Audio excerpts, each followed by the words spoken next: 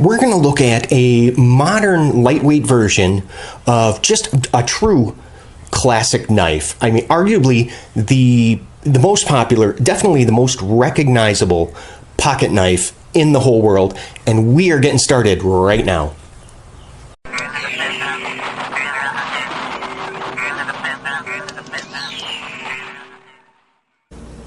Hey, I'm Jay, and if you use and collect pocket knives like I do, or maybe you're still searching for your ever-elusive grail knife, click on subscribe so I can help you find it. This is the Buck 110 LT, and it is almost identical to the standard version. When I say identical, I mean dimensionally. You're all the same sizes. The weight is probably, well, one of the biggest differences between the two. So let's get started. We're going to talk about what I like about this and some of the potential deal breakers that I see. And first, we've got to start out with the weight on this. 3.3 ounces. I mean, that is just fantastic compared to the original. Oh my gosh, you know, that's a brick at 7.5 ounces. Now, I know this is meant to be carried in a sheath. Really, I mean, I guess you could carry this loose in your pocket, but it is a little bit large for that. So 3.3 ounces, that is absolutely phenomenal. I mean, that is going to put it, let's check that up against the Paramilitary 2. Oh geez, look at that, even lighter than the Paramilitary 2. Now, another interesting feature of the 110 LT is going to be the blade finish.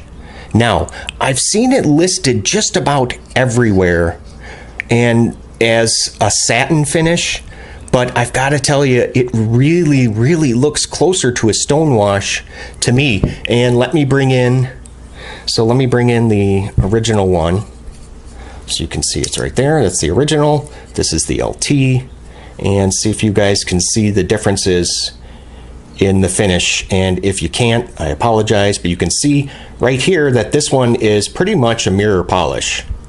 And while this kind of is, but not really, it's almost like a hybrid of stonewash bead blast. I mean, it's closer to a stonewash than it would ever be to bead blast, but I just can't call it a satin finish, especially not when I compare it to this guy. No way.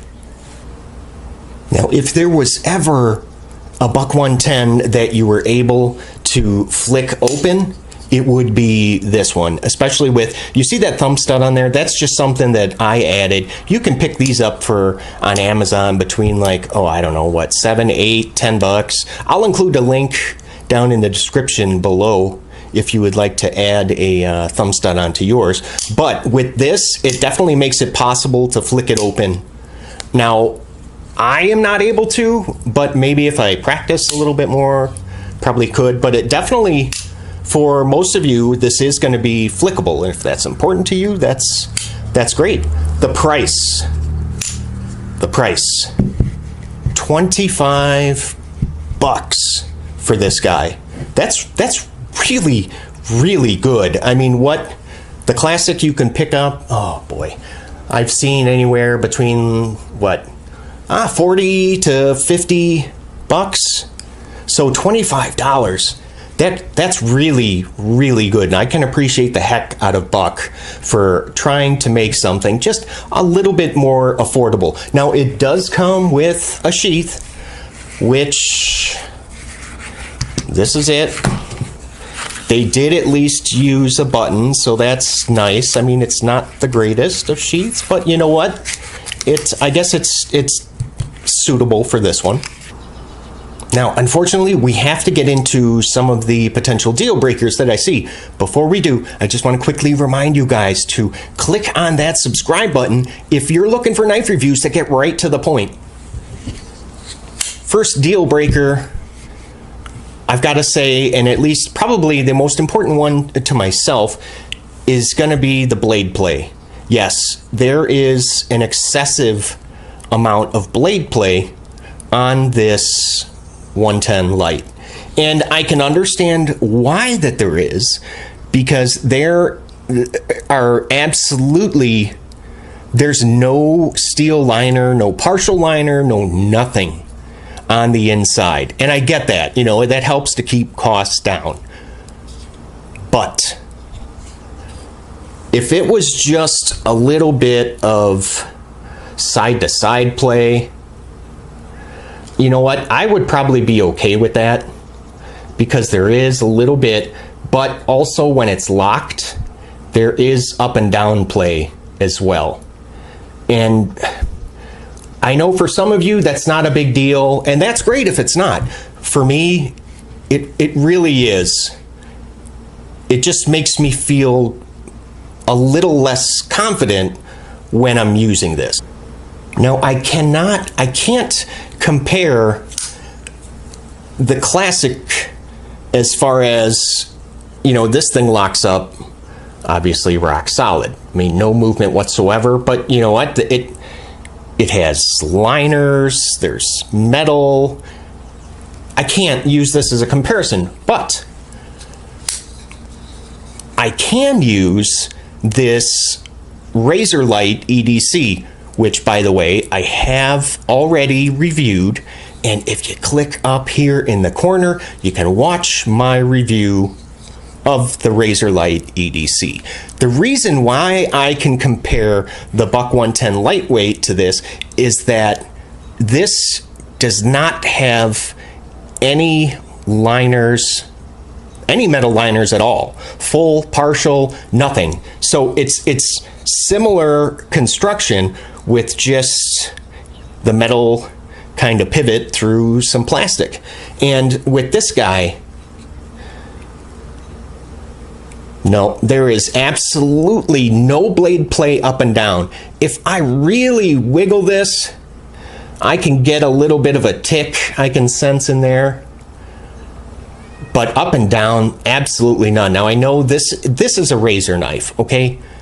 But since it has similar construction, I feel pretty comfortable comparing it to this. They're also pretty close in price as well.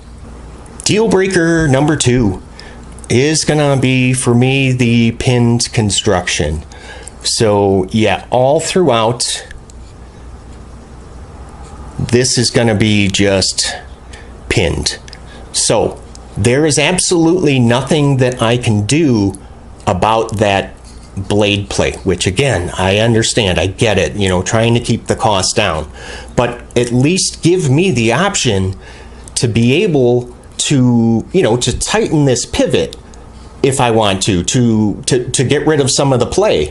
Let me decide, you know, if I want to sacrifice, you know, the action for the sake of the less blade play. I mean, I get it. If I was able to tighten this, and I did, this thing would probably be, it would be difficult to open and close. But at least that's, you know, that's my call. Right now, it's pretty much Buck's call, and you cannot do anything about it. I mean, again, referring to the Light EDC, like, look at here. See that? This is adjustable. Let's see if in the body, yeah, the body screws, those are all adjustable. Heck, it even has a pocket clip on it. And the last deal breaker is gonna be, well, if you guys can see here, but where the blade meets the lock, there is just a little bit of like excess metal right there. See? If you guys can see that. And it's not there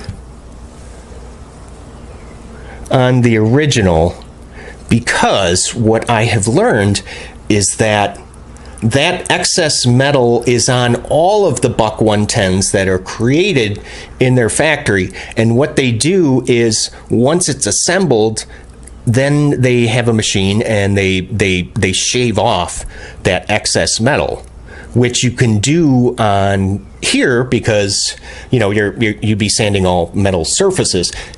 On this, if they go and try to do that, you know, that could definitely ruin this polymer nylon handle scales. So that's why it's still there. You could, I mean, I'm guessing, you know, you definitely could go ahead and do it on your own, especially if you try and do it when it's in like the half open or half closed position. You could probably just go ahead and sand that off if that bothers you enough. But I thought that that was kind of odd at first when I found that, and I was like, why the heck is that there?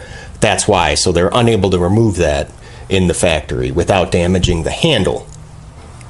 For those of you that like to use lanyards, you are in luck, because yes, this now Buck 110 LT does feature a lanyard hole, so that's nice. One other addition that I think I would really like to see is a pocket clip. Okay, now wait, now hear me out for a second, because so if we're looking at something that's lighter weight, especially considerably lighter than the original, I mean, is this something that really does require a sheath? I think for me, okay, if this had a pocket clip on it, and you know what, and make it removable, it would just give me another reason to justify carrying this. It's just, it would be something else that would set it apart from the much heavier original version, and maybe even add some steel liners, partial steel liners in there to get rid of some of that play. But I would love to hear from you guys and let me know, how much does blade play bother you? Are you willing to accept a knife that has play side to side and up and down? Because I can tolerate a little bit of side, a little bit of side to side, but the up and down, you know what, I gotta draw the line there. So let me know down in the comments section below, do you tolerate side to side blade play?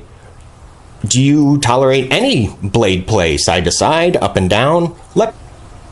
So for me, I can't recommend this. I'm just having a hard time recommending this to you guys, especially since you can get a version of the Buck 110, looks very similar, made with metal, but the metal is aluminum. And that one weighs in, and now correct me if I'm wrong, that weighs at about a little over 4 ounces for the aluminum version. Now, those of you that have that aluminum one, I would love to hear from you in the comments section. And let me know. I'm assuming that one locks up pretty darn solid. So with an aluminum version that's just, you know, an ounce heavier than this, there's really not really a reason for me to hold on to this.